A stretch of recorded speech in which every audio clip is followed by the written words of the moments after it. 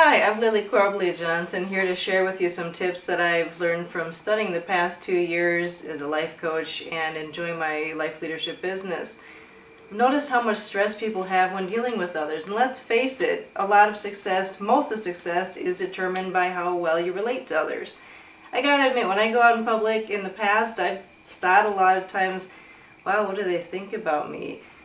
God, I really would rather pay attention to what they're saying, but it's so awkward if I don't know them. I even did that when my husband and I were on our first date. I thought I knew body language pretty darn well, and it turned out later that I had my arms crossed, which is not really a good sign. So I got studying, got reading, got learning, got associating with really smart, likable, well-adjusted people, and started reading these 5 books, which you'll find on our website later on this video. For example, How to Win Friends and Influence People, How to Have Power and Confidence in Dealing with People, Personality Plus, Magic of Thinking Big. You'll see the rest of them on the end of the video. But the things that I learned that I think would really ease your anxiety is things like, within the first 30 seconds of meeting someone, you're forming an impression of each other. That's a critical 30 seconds where you can let the other person know, I like you, I accept you, you're fine, you can relax. And you know how you indicate that? By smiling. A genuine smile, which would really disarm the person and make them just be themselves so that you can really get to know who they really are about. And it's relaxing your body and not having your arms crossed like I did on my first date with Norm. And listening to them. So first smiling, and just even a half smile is better than nothing, or just being stern like a lot of us tend to be. And it might be difficult at first, I admit, because it was for me. But man, that is the first few seconds worth of giving the other person that quick impression. Oh, they like me. Oh, I can be myself. Oh, I can relax. Now my brain will function. Now we can have a good conversation. That's the other part of it.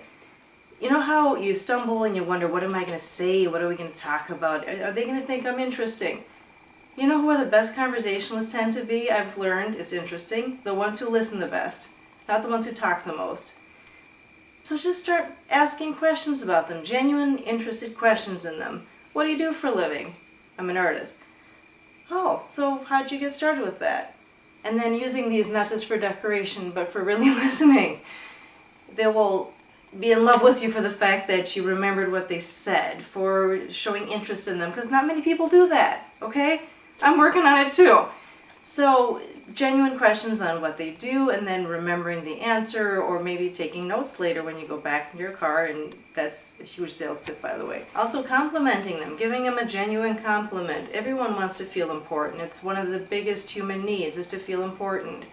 Something, whether it's how they look, what they said, just if you know them a little bit, notice something about them. Now, if I might have said this earlier, it bears repeating. Every 30 seconds, ask a question. That'll ensure that you're not talking too much. And that's a really good sales tip that I learned from Power Sales University, actually.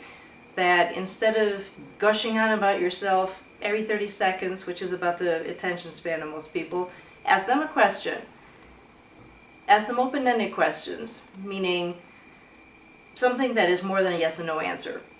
And that way that draws them out. And then once again, these are not for decoration.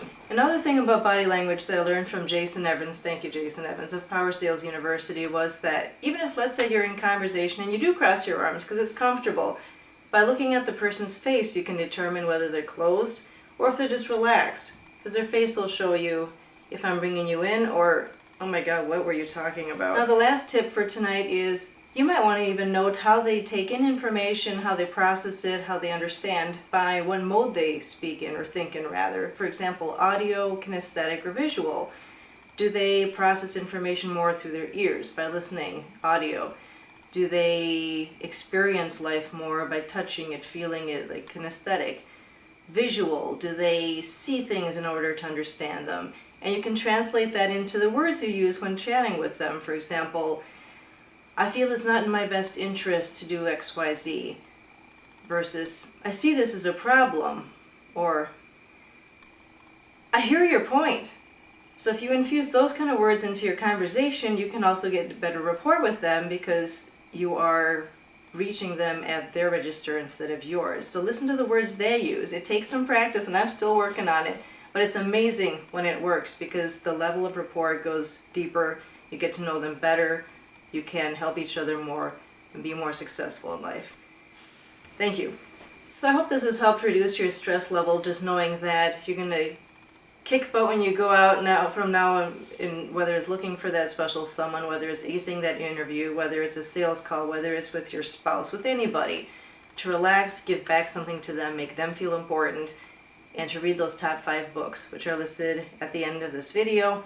Thank you, Lachelle Selesky, for the great Mary Kay makeover today. Thank you, Norm Johnson-Korbuly, for videoing me. And thank you, Life Leadership, for an amazing, life-changing experience, to be around such an amazing community and such great tools to make my life easier so that I can make your life easier.